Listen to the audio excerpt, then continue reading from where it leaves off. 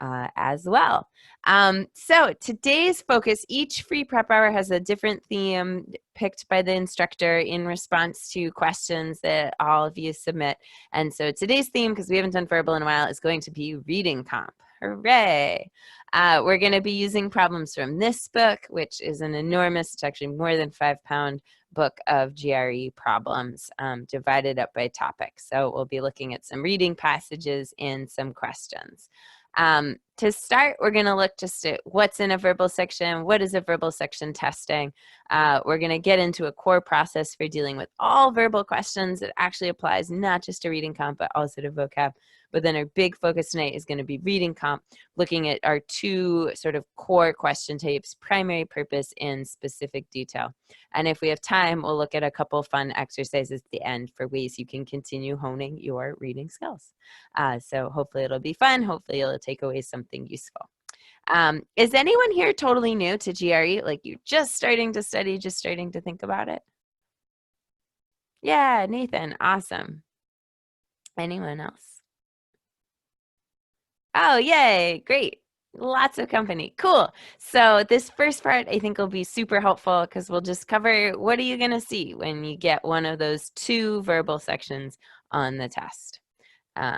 It is gonna look like this. You're gonna have 20 problems and you're gonna have 30 minutes to do that. So on average, that's 1 minute and 30 seconds per problem. That's immediately one of our big challenges with the GRE is we have to move fast. Within those 20 questions, you're going to see 3 different formats, and they're going to always come in the same order. So you're always going to start with 6 fill-in-the-blank vocab questions, and I'll show you examples of what all of these look like in a sec. Then you're going to do 4 or 5 reading comp questions. There's lots of different types of reading questions, so we'll look at a couple of those types today. You'll do the other fill-in-the-blank vocab question type. There's 2 different types of fill-in-the-blank vocab questions. And then you'll do more reading comp. So half fill-in-the-blank vocab, half reading comp. One of the many reasons I want to talk about reading comp today, though, is that the skills you use in the reading comp questions, you're also going to use in the vocab questions. So it's a great beginning for laying a strong foundation for verbal. Big challenges here, you're transitioning tasks a lot. You know, you're going from one type of question to another. You're getting lots of different types of passages. You'll see passages in humanities, passages in social sciences, passages in natural sciences. And so you're going to have to be very flexible. And like I said, you're going to have to go fast. But the good news, and this is something that's really important to keep in mind, is this is not a test where you need to get every single question right. You can get a amazing score and still have missed 1 or 2 questions or more, depending on what score you were shooting for. So we're not aiming to do every single thing here. We're aiming to do as much as we can in the time that we have. And then the other piece of good news that's going to be a major focus of our session today is this. Every question you can approach in the same way. So for me, when I think about taking these tests, I think, what's my job? My job is to follow a consistent process on every question. And that way, even though I'm going to see passages that are super hard on topics they don't like and see words they don't know and have to encounter a lot of unfamiliar stuff, I'm always going to know where to start because I have that process and I'm going to walk through it. So that's going to be a really big thing that I will probably emphasize so many times today, you will be sick of it, but that's good because that's the big thing that I want you to take away from today. Have a consistent process. Thinking about what this test is interested in. Obviously interested in testing reading. And in particular, it's can you get the big picture of a passage, but also unpack specific details. And so that's a lot of what we're going to work on as we work on reading these passages today.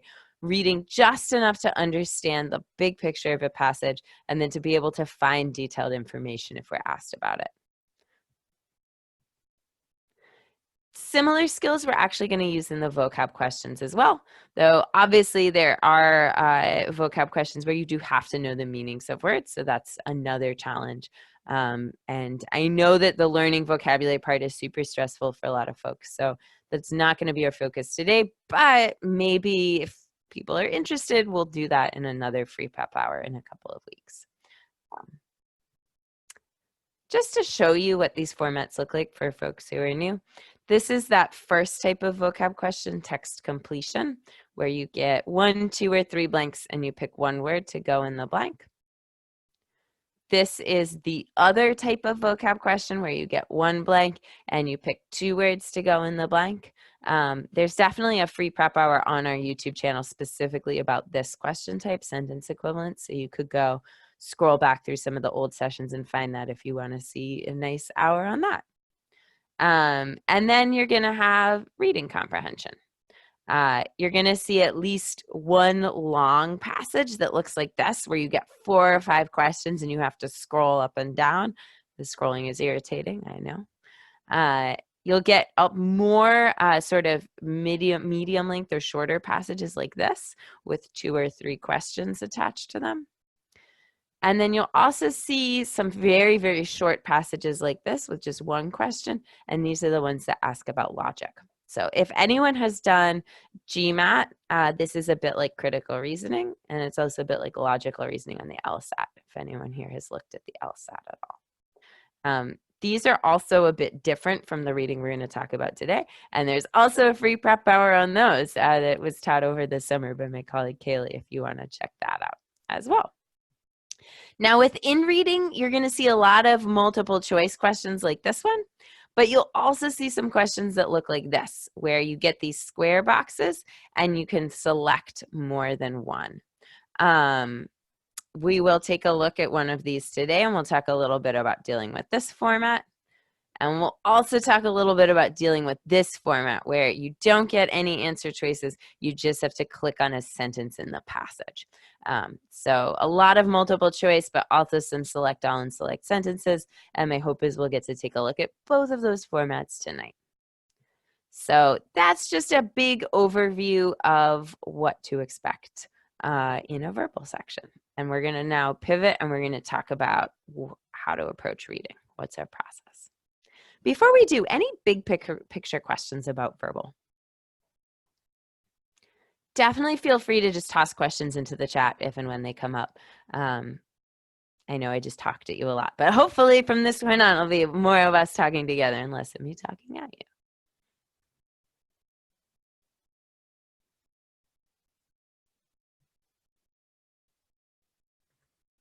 All right, so I'm gonna walk us through a process for, are there flashcards? Yes, Cara, that's a great question. I do definitely recommend skipping and returning to questions. Definitely fill in a guess before you skip, just in case you don't have time to come back, because there's no penalty for guessing. And you do have a function where you can mark questions too, and then pull up a screen that shows you what you've marked. So you can mark it so it's easy to see which ones to come back to. But definitely, especially if something is like you think is going to take too much time, like just move on and then come back. That's a great strategy. Christine, yes, we make flashcards. There's also lots of great free flashcard resources online. There's something called Anki. One of my students was just telling me about something I think called Study Blue. She really likes it. And there's a bunch of you can make your own, but then they also have GRE stuff preloaded in there. So there's lots of good free apps for making flashcards as well. And I know that Anki is one where you can make your own, but there's also some preloaded GRE stuff in there too. So depends if you like having flashcards on your phone, if you like having paper ones, but there's lots of good online resources for those too. Nice questions. Those are great. All right, let's talk about reading process and just ask questions as we go along if they come to mind. So, very first thing when I get a reading passage. These reading passages are dense. Some of them are very long. There's a lot of information. And the good news is that you do not need a lot of the stuff that's in that passage to answer the questions correctly. I often find that maybe 40% of the passage is relevant to answering the question. So lots of distracting information. Super important that when I go into reading a passage, I have a really clear sense of what my goal is. And in general, my goal in reading the passage is to get the main idea and a rough outline or map, so that by the time I'm done reading the passage, I know this is my main idea.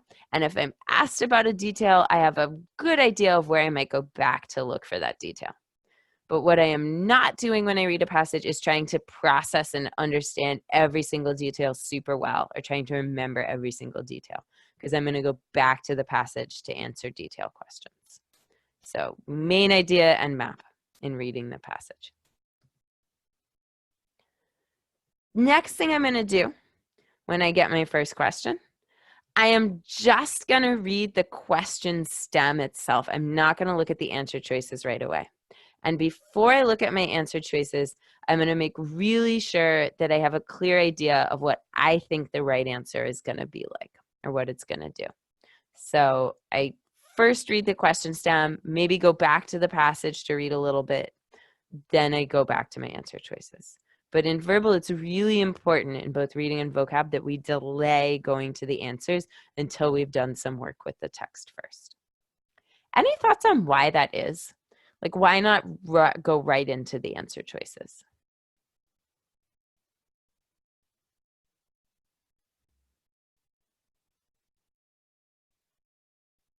Yeah, exactly, Charles. Four of those answers are there to confuse, bias, trip us up. So bias us, trip us up. So if you start with the answers, it's really easy to be like, oh yeah, that sounds right. Or I can kind of like force that to fit the passage. So avoid those 4 traps, get a clear focus, go to the answers. And then when you do go to the answers, looking for things that are wrong, things you can rule out, is very helpful. I often think about finding 4 wrong answers more than I think about finding 1 right answer.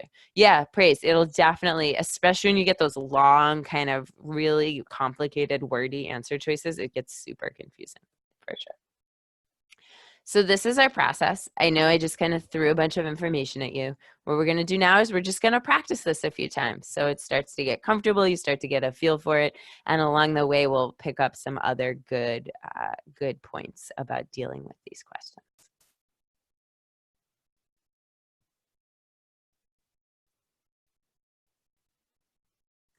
So the first question type we're going to look at today are what we call primary purpose questions. And these are the questions that ask us about the passage as a whole. And when we're dealing with these, we're looking for an answer choice that describes most of what's going on in the passage. Let's take a look now at a sample passage. So here is a passage. Don't start reading it. I'm going to give you a direction.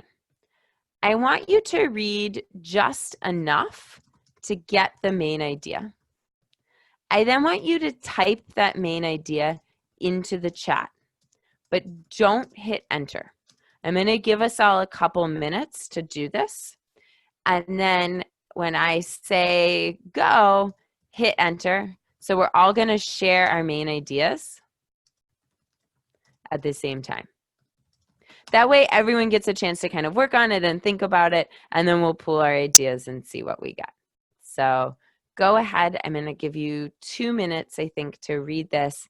Type your paraphrase of the main idea into the chat. Don't hit enter yet. Hit enter when I say go. Good luck. See you in 2 minutes.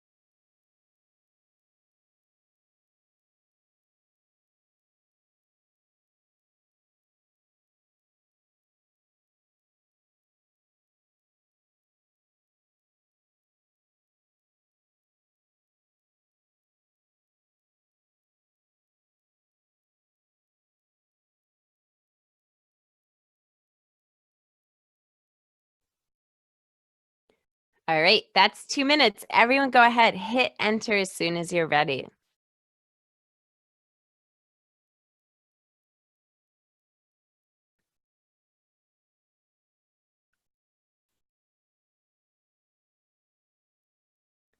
I'll give everyone a moment to think about, to just scroll through and see what your fellow attendees put.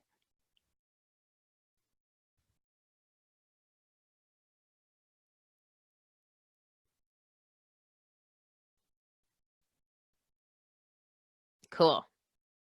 So lots of similar stuff. Let's see if we can kind of refine and concentrate our sense of the main idea here. Like if we can reconcile all of these slight variations in folks' answers. So the passage starts off, we often look at the beginnings and the ends for our main idea. Passage starts off, because Earth and Mars are similar, we've thought, okay, we've speculated, is there life on Mars? And I think almost everyone hit on that in their main idea. Life on Mars? Not life of Mars. Life on Mars? Question mark. Is this passage, we definitely in this passage have some comparisons to Earth. Is the bulk of this passage interested in comparisons to Earth?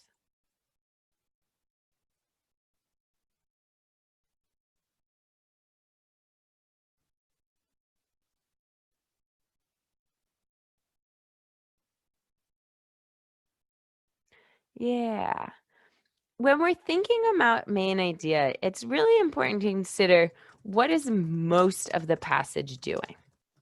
And it can be tempting to focus a lot on the start of the passage and sort of overemphasize that.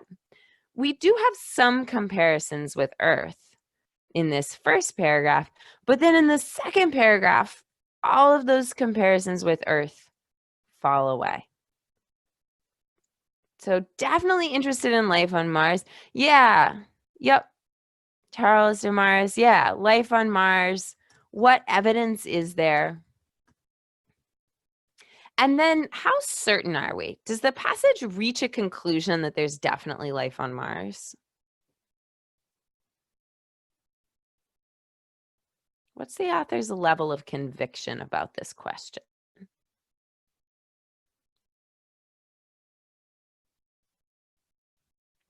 Ooh, yeah.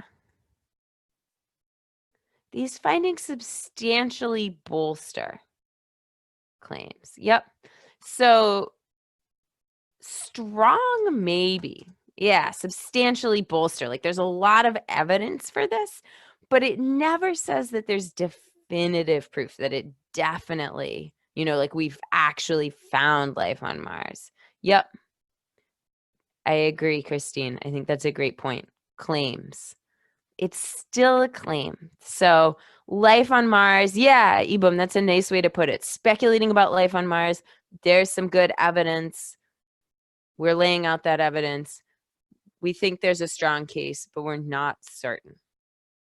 Now, the reason I want to harp on this idea of like, how certain are we, is that the GRE likes to mess with us in that way. They like to give us passages that are sort of maybe, and then give us wrong answers that are too extreme. So paying attention to what is most of the passage doing, how certain is the author, is the next question. So I've read through the passage once. I've thought about the main idea. At this point, I should now be ready to answer main idea questions without going back to the passage. So I'm going to take away the passage, but I am going to give you the answer choices. And we're going to do the same thing. I'm going to give you a minute to consider the answer choices. And then when you can type your letter into the box, but wait to hit enter until I say so that we're all hitting our answers at the same time. Here you go.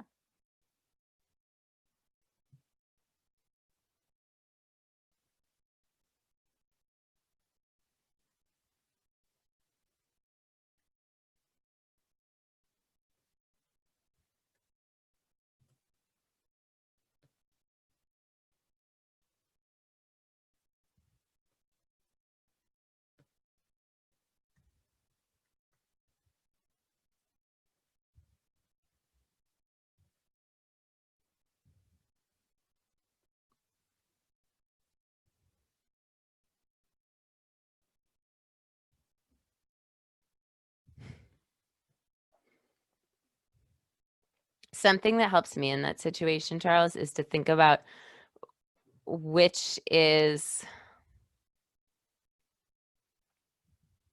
actually, never mind. The way I was going to phrase that didn't make sense. We'll see how it goes. Then we'll backtrack and we'll think about what to deal with that. All right. Everyone go ahead, enter your answer. If you had to answer this question right now, what letter would you pick?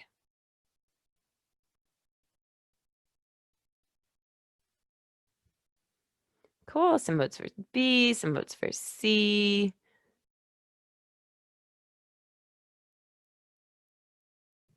All right. Let's talk about it.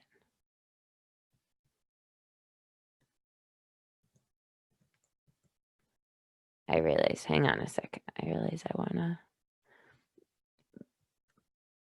I want to give you the full text again. So let me just fix this.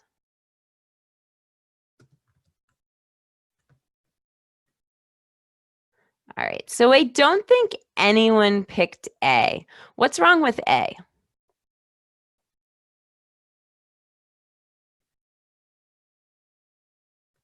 Disproving a widely accepted theory. Why did nobody like that?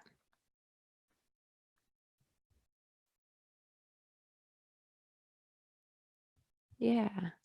It's a very broad, and I agree, Fatima, there's no strong stance here. We're not disproving. Yeah, it's too broad and too definitive, too extreme. And as we discussed, this isn't a passage that's taking a super strong stance. So we can get rid of that extreme. Nobody chose E either. What's wrong with E?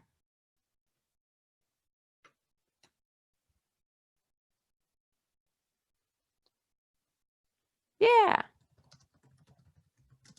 Nice. Yep. Yeah, it's mentioned in there for sure, Charles. Yeah. But TTA, exactly. It's just one small detail, and we want something that covers the passage as a whole.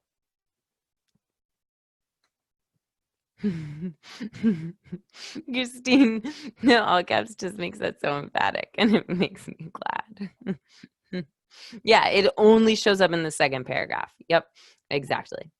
Okay. Now let's think about the remaining 3 answers. So sometimes this happens. Like I can make a couple, 2 or 3 strong, clear eliminations, and then maybe I'm a little uncertain about the remaining ones. So I might focus on what's different. Do we have a debate? Do we have a controversial claim? Or are we describing various discoveries? So let's think about each of those 3. What is the debate that this passage is initiating?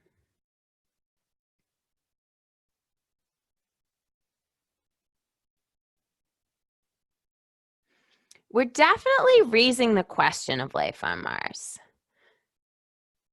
Where in the passage do we see language or questions or something that's designed to provoke a debate? Like, is there anywhere in there that it's like, let's debate this, or sort of saying something that might goad people into a debate?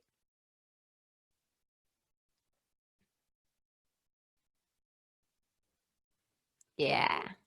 One way that I sometimes double check answers in primary purpose questions is I ask, if this was the assignment given, would someone write this essay? So if I said to you, initiate a debate about the possibility of life on Mars, we'd expect to see more language that was sort of challenging, or like, some people think this, other people think that. Like, let's continue that discussion. But I don't have that kind of challenge here. So it's partly right. It gets the topic, but not the stance. Yeah, exactly. More comparisons. Yep, that's exactly how I put it. Let's apply the same test to C. If I gave you an assignment, present evidence in support of a controversial claim, what would you need to have in that essay if you're going to present evidence in support of a controversial claim?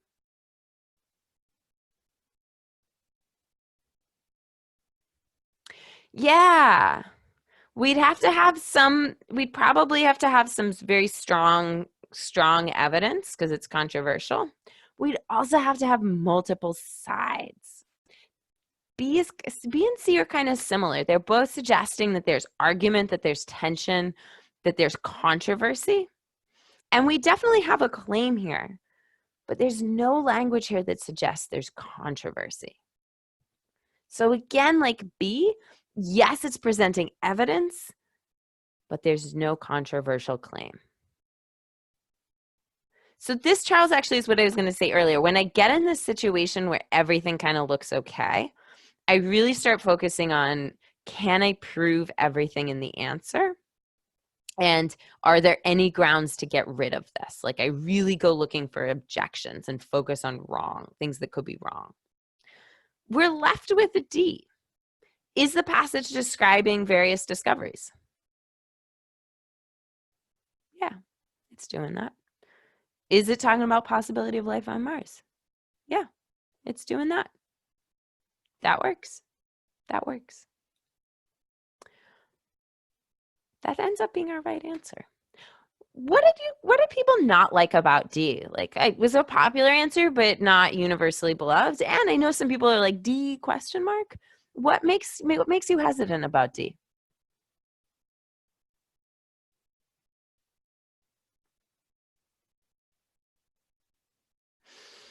Yeah, at least when we're dealing with main idea, this is kind of bland.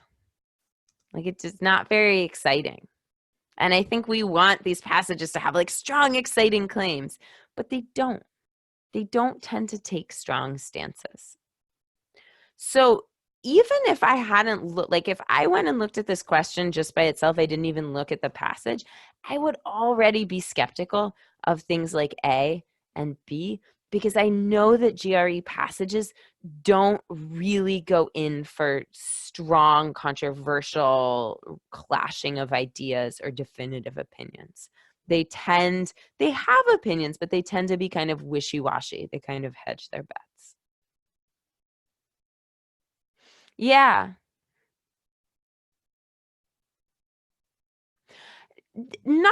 Yes, Damaris, to an extent, especially in primary purpose, bland answers are often right, especially in this question type. I would say, instead of saying that like right answers are often bland, wrong answers are often ones with extreme language. And right answers, yes, will have kind of a wishy-washiness or a blandness to them. So yes, I fundamentally agree with you. I don't know why I qualified that so much. Yeah. All right. This is not, I think, the last main idea question we'll see, but I want to then take a look at our other question type, specific detail. Before I do, everyone chat in just to reflect for a moment. What's one thing that you have learned so far that you want to remember? What's a takeaway? Can be a broad point about verbal, can be something specific about this question type. Take a moment, reflect. Share with your fellow attendees. Yeah, watch out for things that are too narrow. Yeah, rule out answers. Yep. Yeah, if you're debating between two, go with the one that's less strong. It's a good point, Bailey. Yeah. TG, even if you get a passage that you totally hate, you can always eliminate some answer choices by looking for extreme language. Yeah, looking for overall tone is super important. Yep. Overall tone, author stance. Nice. On the subject of eliminating answers, the other thing that I always do when I answer before I answer a verbal question of any type is I write down A, B, C, D, E on my paper. And then after I read each answer, I make a vote. Like, this is definitely wrong. I think this is good. I totally don't know what this means, so I'll have to come back to it. So by the time I've read through all 5 answers, I've at least eliminated a few. And I've done that on my paper, so I make sure that I'm being very methodical. And to me, that really helps me not rush and consider each answer fully. I have a sneaking suspicion that if answer D had come higher in the list, it would have been more popular. I think sometimes if we see an early answer that we kind of like, it can bias us as well. All right, so we've looked at a primary purpose question. The next question type we're going to take a look at tonight is specific detail. So these are questions where you'll see language like this. And what these questions are doing is they're pointing you back to a very specific part of the passage. So these questions, I do not want to try and answer from memory. I always want to consider the question stem and then go back to the passage and look for that detail before going to the answer choices. Keeping in mind that for these questions, the answer is in the passage. So I have to find text and I have to be able to prove that my answer is definitely in the passage. In a way, this is a gift. You know, in math, we have to remember tons of formulas, we have to remember vocabulary, but when we get to reading, everything we need to answer the question is on the page. And that can make reading maybe the nicest part of the test in some ways. So we're actually going to look at kind of a weird detail question. I'm going to show you the question stem. What's weird? Yeah. Christine, you anticipated it. What's weird about this question? So this is actually a case where I am going to have to change up my process a little bit. Why?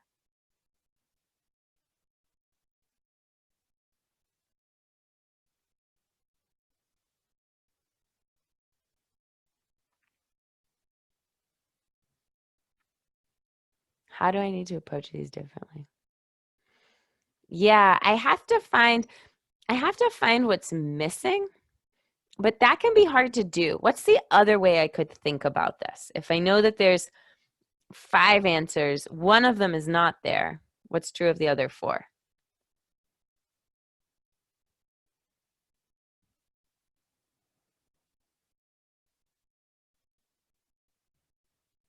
Yeah. Yep. There's 4 answers that are going to be in the passage. So this is a case where I actually might look at my answers a little bit sooner. And we'll go through this process together. Yeah, Fatima, I think that that's a really nice way to approach them. And that's what we're going to do right now. We're going to just start with A, and we're going to look back in the passage and see, do we find any text that supports A? Can we prove that A is in the passage? Because if it's in the passage, we can get rid of it. So go ahead, scan the passage. If you see some support for this, just type the first few words of the phrase or sentence that supports this answer choice.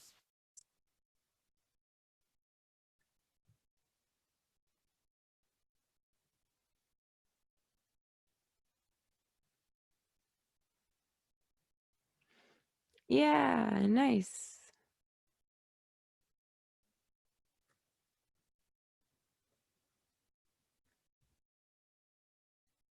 Cool.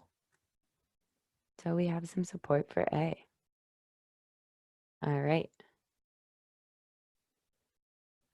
What about B?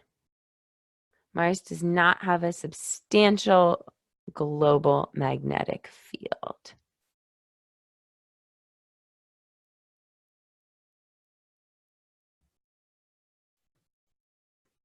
Nice. Yeah. So we're just going answer choice by answer choice, kind of word searching. Scanning for that there. What about C? Some water activity existed on Mars at some point.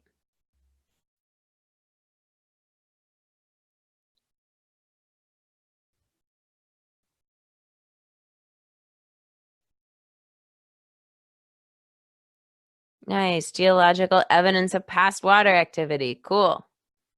I got some support for C.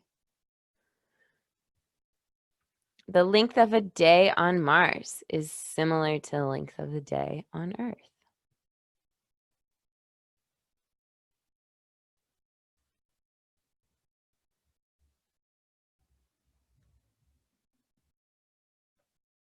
Nice. Discovered other similarities to Earth, including length of the day. Yeah, it's in there. It's just in earlier back. No, it's nothing to apologize for. The axial tilt of Mars is similar to that of Earth.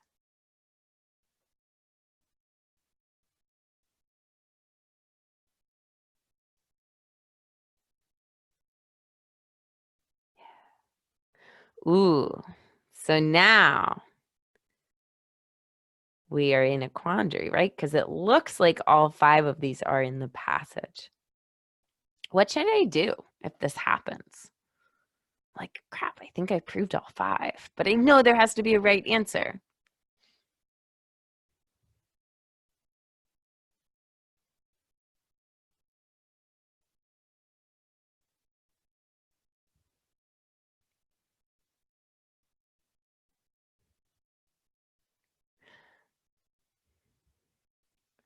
Yeah, yep. Charles has it. The question asks us about discoveries. But this isn't a discovery. It's a theory. Others posit, others sort of suggest. And then Charles also pointed out this are responsible. Yeah, yep, pretty nice catch. That's exactly the same thing we were looking at in primary purpose questions, where we have maybe, we have possible, and then we shift to something too extreme. So A is our answer here. There's something very close to this that's in the passage, but it's not exactly. It is a test of tricks. It's so true.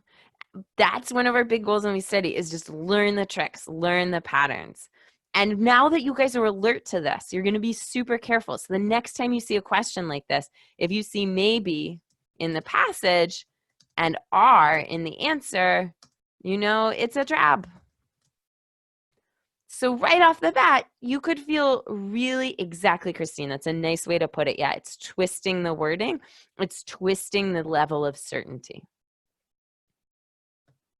So sometimes I do have to find 4 answer choices.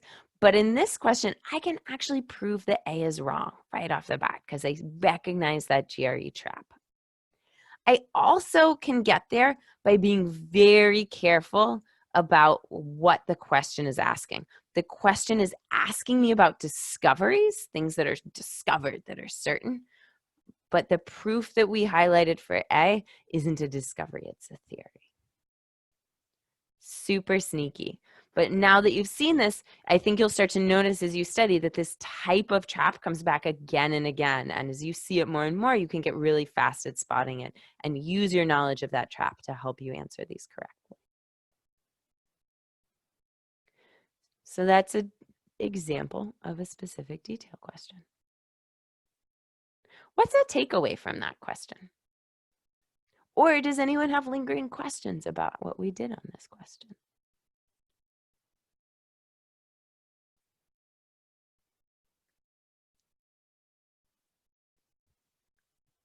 Yeah, really, you're on that level of certainty trap. You got it.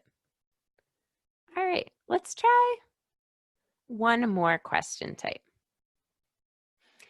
Yeah, yep. When it comes to detail questions, this is also why I say don't read don't process all the details up front, because you're gonna want to go back and read really closely before or as you answer these detailed questions anyway. So you don't need to get all the details on your first read because you're gonna go back and unpack really closely. Okay. We've seen so far the 5-question multiple choice formats. I just want to take a quick look at another format that we haven't looked at yet. And this is select a sentence. Passage says, select a sentence in the passage that provides the best evidence that at the given time, life did not exist on Mars. So what I'm going to do when I get a question like this, I'm first going to be really clear what I'm looking for. Then I'm looking for evidence, and it's evidence for the fact that life did not exist on Mars. So go ahead and take a look for that. If you see it, share in the chat. Share maybe the first couple words of that sentence that you would select.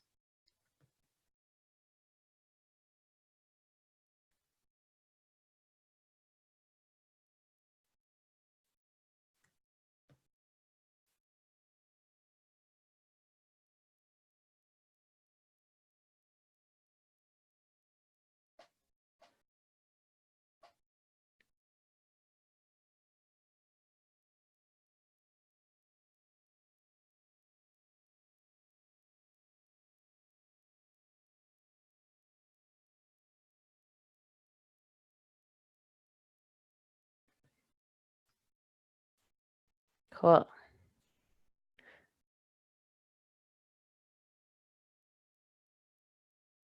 We have a couple different options.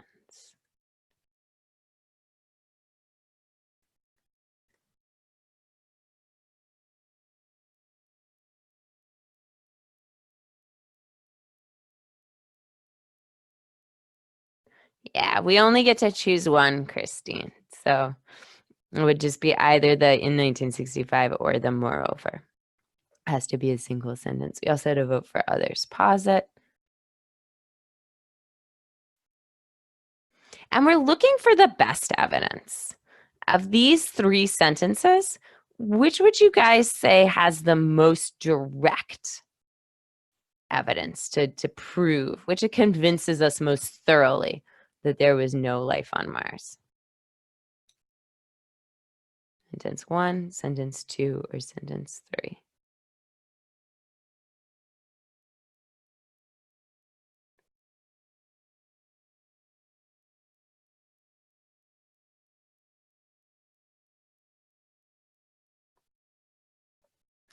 Lots of votes for 1. Yeah, there's a photo, and it revealed without signs of life. Like, we have a photographic proof that there is no life.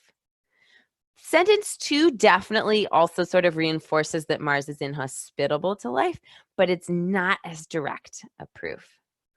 And then sentence 3 is actually addressing what question? Is it directly addressing the question of life on Mars, or what question is this, or these alternative explanations addressing? Yeah, this is actually about the liquid water. And definitely liquid water and life go hand in hand for sure. But again, it's a little bit more secondary. It's sort of one step removed. We want that really direct, nice proof.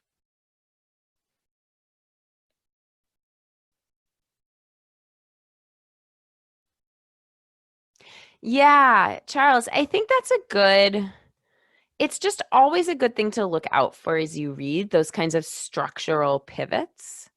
And definitely, I think if we're trying to find this proof in the passage quickly, that can help us. Like, some people saw this proof of life, and as soon as I see the but, I'm like, oh, okay, now I'm going to get some proof that there isn't life. So I think that's a nice point. Bailey, you were super quick in spotting this sentence. Was there anything you did that you found helped that go quickly?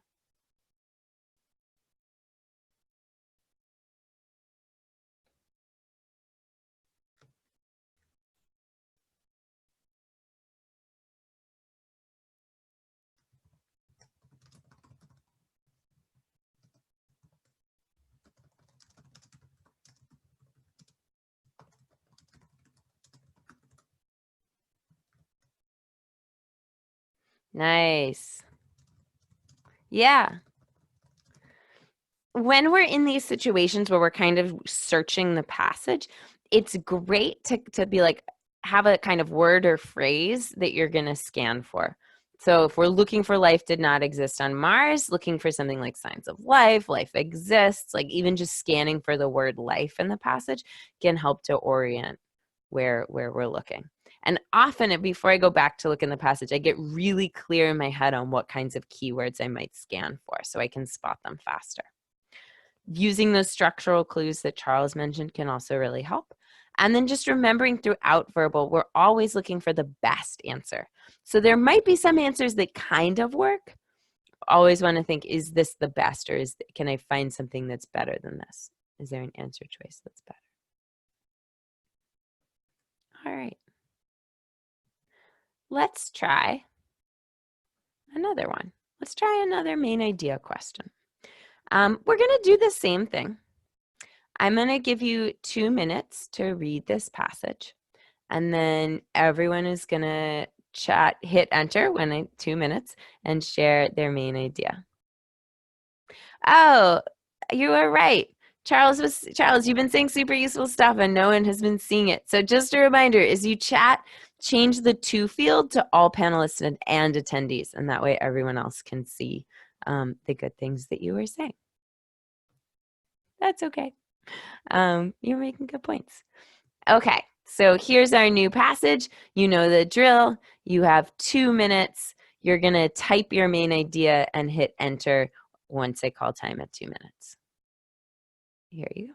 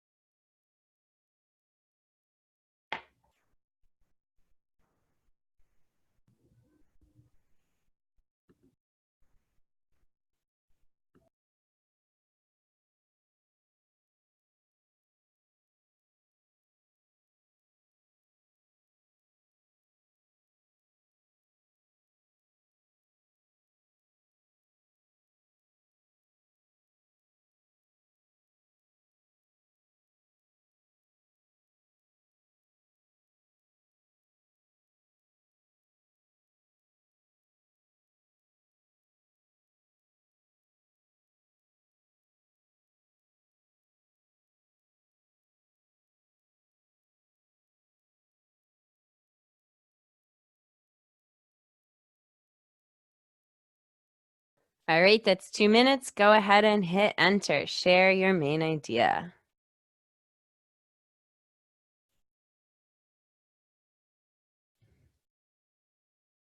Nathan, I agree that that is my favorite sentence in this passage. I wonder if it is the big idea.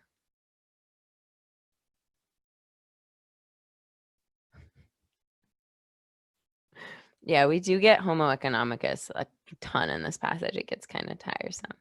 Yeah. So we know that our topic is definitely Homo economicus. Cool. Let's make a little outline. What is paragraph 1 doing? If I just look at that first paragraph.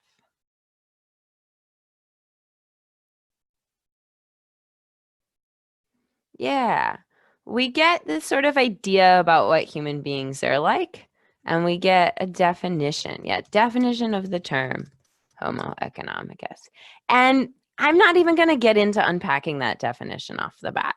Maybe I'll need to down the line, but for now, I'm just interested in really broad strokes. And then paragraph 2. Paragraph 2 starts with this. Exponents of Homo economic. What does that mean, exponents, in this context?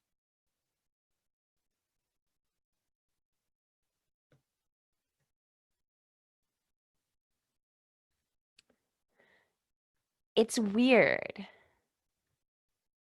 It's not exponents as in math. It's exponents as in people who are putting out the theory. Like people who are sort of saying like, okay, I'm going to expound this. I'm going to expound on this. So people who are explaining it. And they tend to acknowledge. Yeah. Yeah, this is a dense passage and it's easy to get lost in it. So that's why it's good to like come back after you've sort of been through it and reflect a little bit and pull out the big picture. So it's saying, you know, people who like this theory tend to acknowledge that there are what? What are they acknowledging? In really broad terms.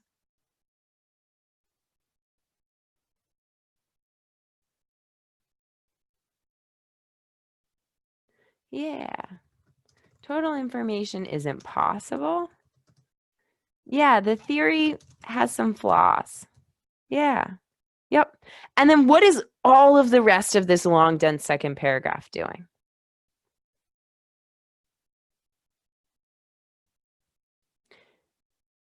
Yeah, different theories and different theories that particularly do what? Yeah, it's just lists of flaws. Lots of different people. And as soon as I get that, like different flaws in the theory from different people, I'm good. I don't want to get distracted by exactly what Bruno Frey is arguing. I don't want to just focus on the final sentence. I just want to get, okay, broad list of critiques of Homo economicus. So we get a definition and we get a lot of lists of sort of potential issues critiques. And that's it. That's what I want to get on my first read of the passage. Yeah, that's generally true, Christine, that a lot of times the sort of body paragraphs of these passages will just overwhelm with distracting details. And we're always trying to like step back and see that 20,000 foot view without getting too bogged down. So let's see.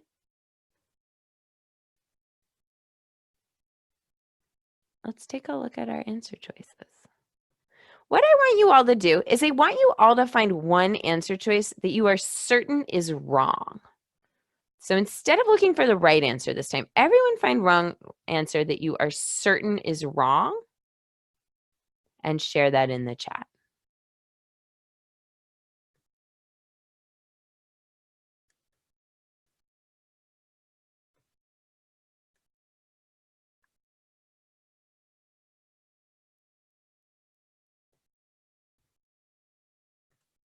Ooh, we hate A. Let's get rid of A. What's wrong with A?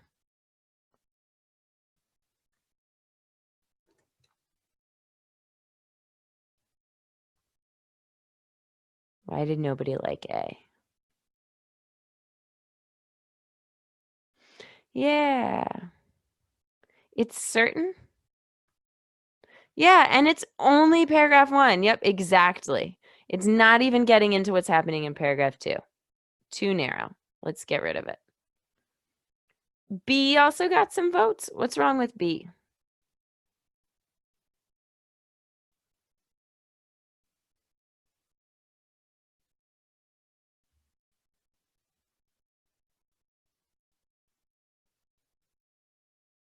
Yep. Thus theoretically useless. Yeah, yep. This is our extreme trap. Anything else here that's too extreme? Any other answers that are too extreme?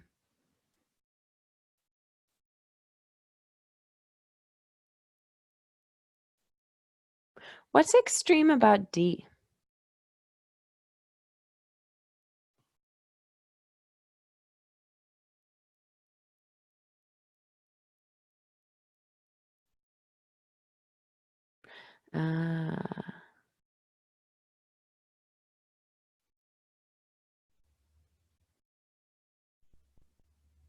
I'm not sure that I agree that that's too extreme. I'm going to put a pin in D, and I want to look at C and E. And we're going to come back and talk about this question of extreme language a little bit. C. Some people didn't like C. It's often criticized. Well, that seems true. There were some critiques in the passage. So why not like C?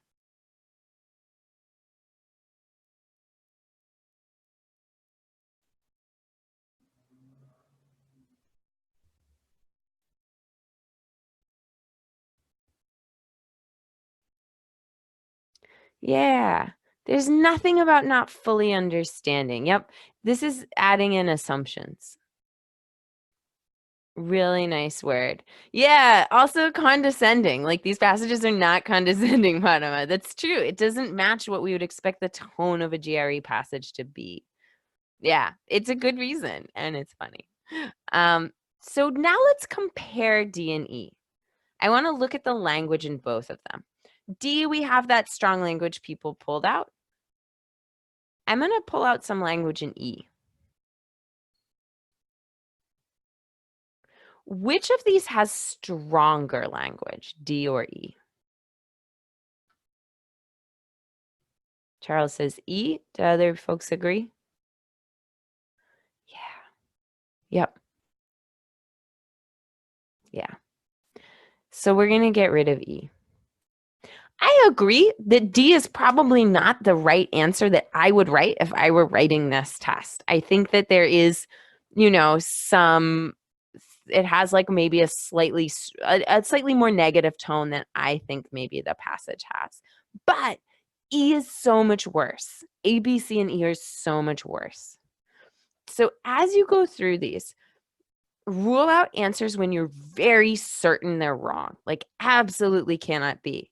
And if you get things where you're like, I don't like it, but I'm not 100% sold on it being wrong, put a pin in it and see what else is there. And sometimes we get a sense of what's extreme by comparing relative degrees of badness in our answer choices. And we can use that sort of comparison to help guide us. Wow, that hour flew by. That was super fun. I like doing these. They're really fun. Before we go, yeah, that's a great question. While I answer Jessica's question, I would also love if you guys put some of your takeaways in the chat to share with each other and maybe help each other summarize key stuff.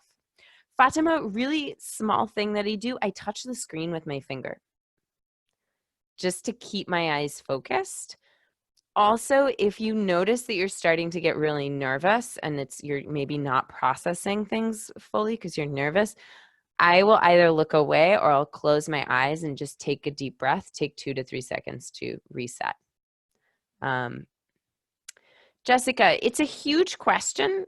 Short answer is prioritize your strengths. So if you're stronger with the vocab questions, do those first, then do reading, and vice versa. You can kind of move around within the section. Be really, really rigorous about not getting bogged down in details. Like allow yourself to skim or skip. If you're really running behind on time, just rule out a couple of answers and guess on a couple to save time as well. Yeah, Damaris, something that helps with that, seek out and read articles online from sort of publications that use GRE-like language in topics you don't like. Like make yourself read The Economist a bunch. Make yourself, if you don't like science, make yourself read like Scientific American or Physics Today a bunch. Just get used to that. Charles, that will help with the really, really boring passages. The other thing that helps sometimes is to skip a full read of the passage and go to the questions and try hunting for answers just based on the questions. It's sort of a backup plan B strategy. But sometimes if I'm like, I cannot get myself to read this passage, that's the approach that I'll take. Fatima, I'm glad that was helpful. That's a great thing. All right. It is unfortunately time to go. I'll leave you with this. You can take take a moment and scan through some takeaways too, because there's some good stuff coming in here. You can take the first session of any of our GRE classes for free online or in person if you're in an area where we offer in-person classes.